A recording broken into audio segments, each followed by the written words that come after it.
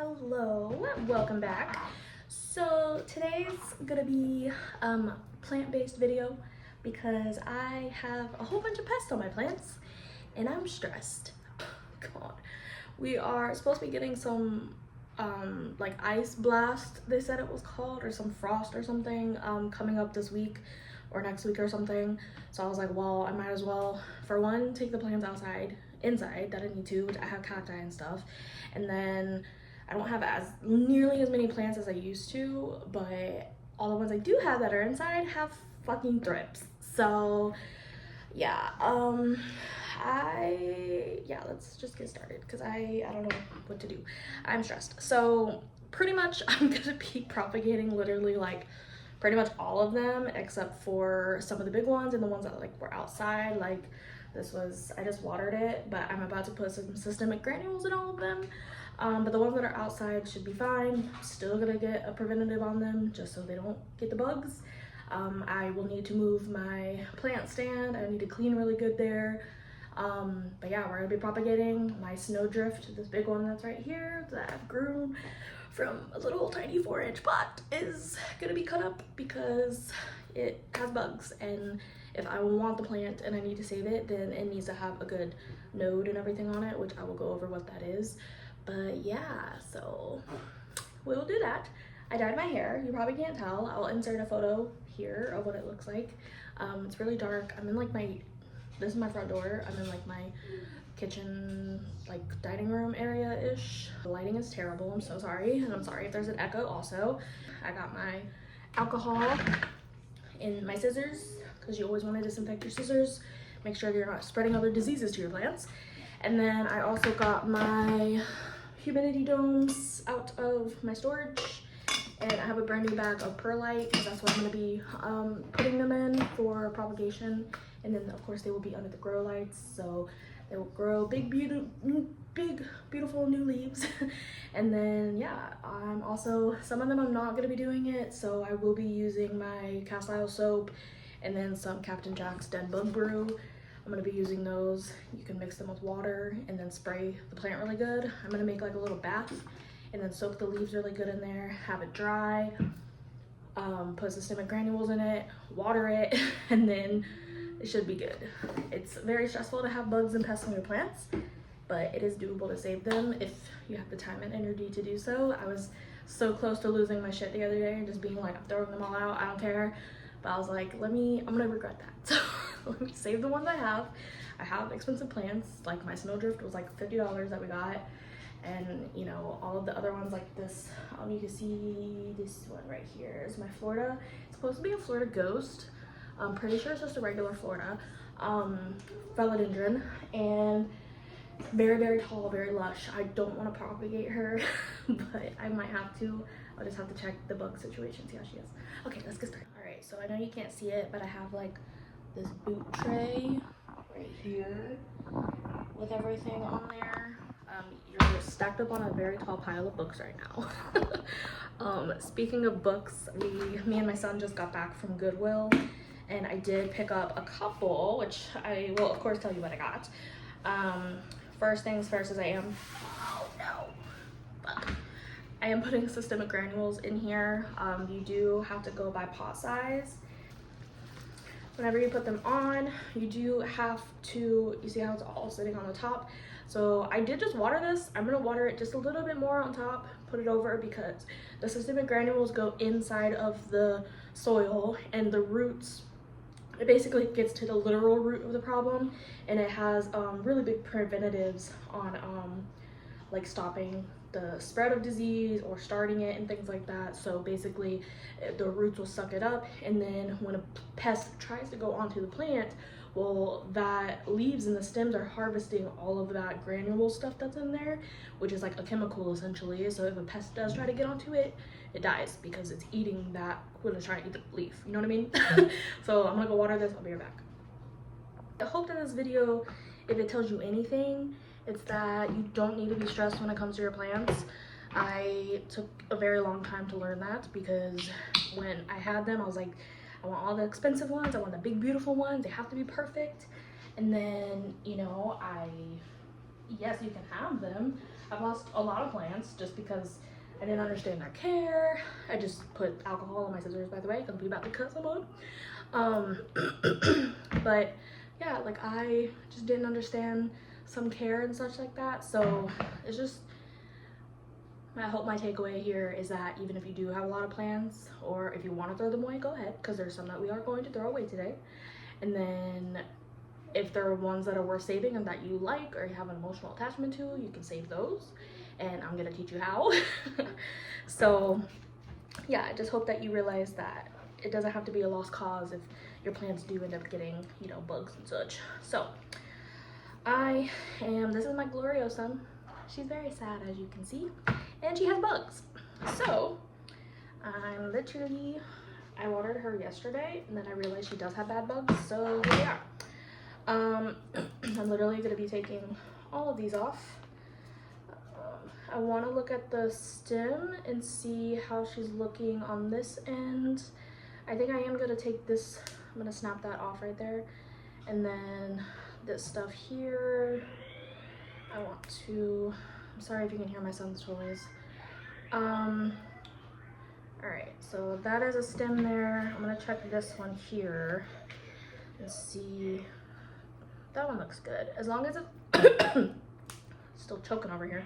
As long as it's not mushy, as long as it doesn't stink, then you will be good to go to propagate it. Let's see. So I have this one. This one was the one that was in the dirt. You see how long it is? I will say that these ones do not do well in pots that are like this. They are crawlers, meaning I will show you one that looks like in the wild here, but they like crawl and creep along the bottom of the floor. They don't grow upwards like most other plants do, or house plants. So it is recommended to have more of like one of like the flower boxes for them. I did have them in that at one point because it was pretty massive when I had it. As you can see, my plants are, you know, have been going downhill, but when I lost like more than half my collection like 2 winters ago, which is why I'm nervous about the ice blast, because I didn't want to end up losing more of my plants. But I lost more than half my collection. That was when we weren't staying at our own place. We were at my in-laws house. But anyway, I don't want that to happen again. And yeah, I want to get my plants back to where they are, like in a good spot. And then I do want to get more. I still have wish list plants that I want, but because I know that my ones that I have right now aren't up to my standards at the very least, I'm gonna hold off on those and save what I can. All right, so I rinsed those 2 pieces off, and that's what I have left of my Gloriosa. And the rest of this, all of the soil and those other leaves, are gonna be going in the trash. And yeah, I gotta wash my pots. I love these clear pots. I will link them down below. I get them mine on Amazon.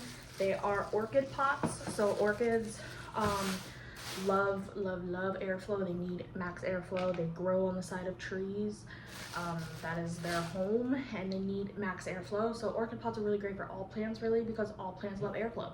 So just to get to the roots and make sure that they're you know, not being smothered. That's how you get root rot, smelly root rot, mold, just all the nasty stuff that you don't want your plant to have. So I'm gonna open my bag of perlite. I should not be doing this indoors, by the way. Do not copy me. This is not good. But I'm gonna just fill up. Try not to make it dusty over here.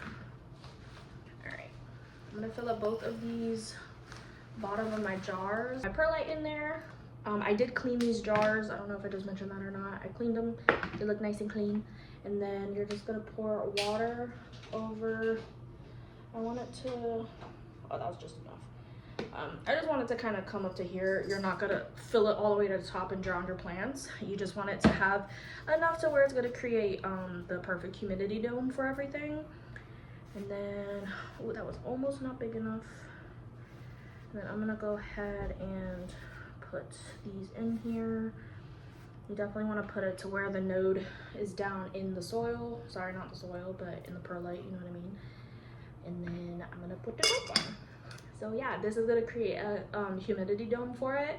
And then this hole, of course, is gonna give them air to breathe, because you don't want to completely lock everything in there because it will rot. I've learned that the hard way. one down. And get my next problem plants. We'll do my snowdrift. She's big, she's beautiful, but she's gotta be cut up because she has bugs. I'm so upset because this was my favorite leaf. Stunning. But yeah, let me see if I can find any on here.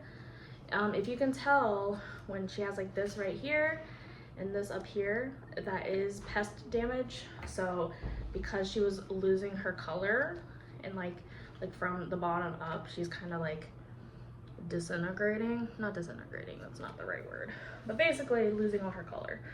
Especially like this leaf right here, all those little dots and everything like that. Basically the bugs like to suck the sap out of all of your leaves and they basically slowly kill your plant. I'm probably just gonna end up cutting the whole thing off. The good news is when you do cut up your plants and things, they do prompt new growth, so that's good too. All right, let's start with the bottom. Oh, R.I.P. my friend. All right, I'm very sad. All right, all the leaves are coming off. Gotta feel, make sure she's not squishy anywhere. This little node right here is growing something new, if you could see that right there. That's called a node. There's also one that was growing right here. A node is basically like this little section here. This and this is a node. So whenever you do cut or propagate a plant, you will always cut in the middle like this. So you have that node would be on one end, the one node would be on the other end, and then you would get new leaves from those nodes. So you never want to propagate and like cut, like, I mean, you can technically cut that off, but you run the risk of losing this one if you don't have enough space, if that makes sense. So break the rest of them off. I will say that I do have allergic reactions to some of my plants because of the sap in it. I think this is one of them that usually gets me, so I'm probably gonna be very itchy later. But that just means I will have to, yeah, see, like, right, I don't know if you could see those. You probably can't. Bugs are so tiny, the pests and stuff. Let me see. Those little pests. Oh, there's like 4 little white dots right there. I'm trying to hold it still. Sorry for my shaky hands. You can see it crawling right now. So yeah, those are my bugs. Gross. So yeah, I'm just gonna cut all of that off. And we're gonna start new. I am gonna cut this in half. So when I mentioned the nodes, so it has this new one right here, and then this is also gonna be another node. So I like to cut at a diagonal. So now I have 2 pieces. I probably am gonna just cut most of the roots off. The roots are okay to cut. A lot of people think that, you know, it's not. It's fine. I've been spraying like these with my dead bug brew because I don't want to have any more of this crap. And of course they have been washed and whatnot. So yeah, those are it. And now that node that is there, I'm gonna put down into my perlites.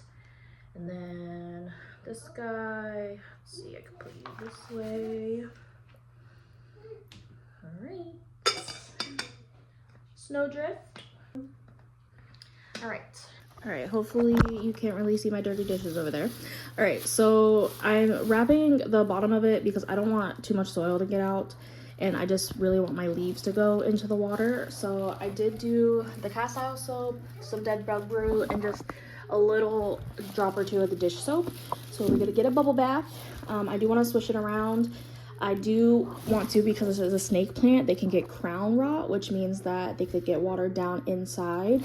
I don't want that to happen, so I will try to get as much water out as I can, hang her upside down, and then I will, of course, systemic granules, water, and etc. So, all right, she got her bath. I don't want to wipe the leaves down like that. I do want to make sure that that stays on it, and you want it to dry on the leaves, because that is what is going to help, especially with the cast iron soap, with the dead bug brew, and the dish soap. That is what's going to help ward off those pests, along with the systemic granules working in conjunction together. And we are going to water thoroughly so it gets all down in there and fights off anything that is either trying to come up or is already there. I'm gonna make sure we get rid of it. All right, this is my philodendron micans. She needs to be watered for sure. I have not seen any bugs on her, but again, not taking any chances. She has happy roots on the bottom coming out the pots. She looks happy. This one I've been trying to regrow is getting trashed because I cannot be bothered anymore. All right, this is my painted lady. She is 2 separate plants in here. She was actually one very tall plant, but I did cut and prop her in here. I don't see any bugs on her. I'm gonna try to keep her as is. Just do the bath, granules, water really good, and I think she should be fine. So I'm gonna do that with her and keep her nice and tall, because I've had her since she was a baby with like 2 or 3 leaves on her, and she was a massive girl, but I had to chop her because she kept hitting my light and her leaves were getting burned. So I definitely had to, you know, fix that. But yeah, all right. So going in the trash, I have grown and regrown this same freaking, what the hell is it called? I forgot the name, Sigonium. And yeah, no, we're going in the trash now. All right, this is my very tall, it's supposed to be a ghost Florida philodendron, but I mean, this leaf is like a little bit lighter, but they do eventually turn dark green. But anyway, she's very, very tall. I think I might actually, oh yeah, she has like a new little growth right here at this node. I don't know if you can see that. Sorry, I got really bright in here. But I definitely might end up chopping her twice and sticking her back in this pot. Just so she grows out, is bushier. So let's go ahead and chop her, because that's a good stem right there. I'm literally just gonna stick it right back into the soil. That's another way to propagate, besides just the perlite that I was using. You can also use moss, sphagnum moss, which I've used also very successfully. But yeah, let me chop her one more time. This one, and again, this does encourage growth, so she will be like, definitely with the new nodes I already saw that we're giving something out, she will give a few more too. Here she is. See, doesn't that look bushy and cute? All right, so I did put the stick and my tape on this one because it was a little wonky. This one seems tall enough to stand on its own. And yeah, and if you can see right here, those little droplets that are on there that are catching the light, that's actually sap. These produce a lot of sap. It is very sticky. I don't know if you can see right there. It is very sticky and it tastes sweet, by the way. I'm not telling you to eat your plants, but it is sweet. Right, this girl was and is my pride and joy. This is my philodendron strawberry shake. As you can see, her leaves are going in very tiny. She was big and beautiful. This one is covered in bugs. Look at the tiniest little baby leaf that is like super pretty that came in. Yeah, she's gonna have to get chopped and propped, and I'm very sad. She was huge and she was giving me really beautiful leaves, but no, she like stunted her growth, and definitely the bugs are not helping, obviously. So we shall start anew. She will be big and beautiful again. I am gonna get the takeout container with the perlite and stuff and show you what I do. All right, I'm actually gonna use this one, and I put my perlite in. It's got the water in it already. So now let's chop and prop her. Oh, I'm so sad. So this doesn't have a lot of roots on it at all, which is most likely why she was giving me super small leaves. She just didn't have a stable enough root system. If your plant is being weird, if you think everything's good, you have to look at the roots to see what the root of the problem is. Literally, pun intended. It's very important. All right, let's see. I'm gonna take all of this stuff off. Growing a baby on the bottom. You see, little tiny thing. Goodbye. All right, and then she has a ton of different nodes on the end there, which is really good. So that's how you know. Oh my gosh, there's so many. Look, she has 1, 2, 3, 4, 5, 6. So not a lost cause. 7, 8. Oh my gosh, there's so many. So it's okay. That's how you know your plant is ready for something new, and it'll be okay. Don't worry about it. Not a big deal. This is here, so be careful, okay? You can see all of these. So when you go and you cut, again, this right here and this right here is a node, so you always want to cut in the middle. This is a node, this is a node, always cut in the middle. Start here, and I'm gonna cut that one, and then this one I will cut right here. And then again, you can leave them longer or shorter as you want. And then this one I will also cut in half too. All right, and then this side, I'm gonna do this one. And then I like to kind of keep at least 2 on it, but if you can't, that's totally fine. And then that one, and then we can leave this one then. All right, so these are all my cuttings. Comes to the lid. The lid, I am just literally gonna stab. Please be careful, stab some holes into. And with some twisting and my scissors, it'll turn out just fine. I wish I had one of those hot tools that you can use on plastic, that just melts it and it's like, and then you just like, you know what I'm talking about? I need one of those so bad. It looks like an arrow. I did not mean to do that.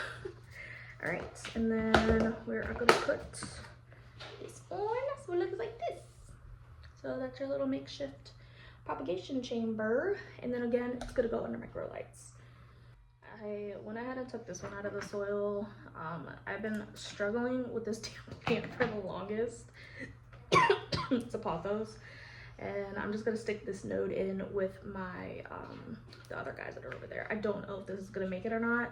Like I said, I've been fighting with this damn plant for the longest. So, new start it is. All right, I'm gonna have to check this guy. Obviously, this is a little propagation jar I had, a snake plant, a ring of fire, a neon pothos, and some regular green pothos in here. So I will check these 2. I'll probably put some cast iron soap in it, let it sit for a little bit, and then put it back in here. We'll kind of look at the roots and see if anything's ready to plant or not. But I may just have to hold off because I don't think I have any soil. But yeah, it's all thriving in here. There's a lot of roots going on down there, so it's all good. All right, one of the last ones that's over there is my black lipstick pagoda. I've been wanting one of these for the longest, and I finally got it. They grow, this one's dead, but they grow these little pitchers on them, kind of like a mini pitcher plant. Yeah, so super cute. They're a little bit of trailing. All right, so now I'm coming to my like 2 big girls that are my pride and joy, which are my Monstera, my Thai constellation, and my Aurea. So beautiful, stunning. She's getting a new leaf here. I had this plant, I ordered it on Etsy, I think. I forgot what shop it was from, but it had like 2 or 3 leaves on it for a whole year. Finally started putting out leaves. So yeah, the whole, like this one, and then hopefully this new one looks actually pretty light. So I hope it's not a fully white leaf. Fully white leaves will always die off because they cannot absorb any chlorophyll at all. So they can't photosynthesize. So they will die off. They're pretty, yes, but they don't last long and they just take energy from the plant. So it is recommended to just chop those off if you do ever get like a full white leaf. All right, so I moved you. I'm gonna load up my plants again, get them situated.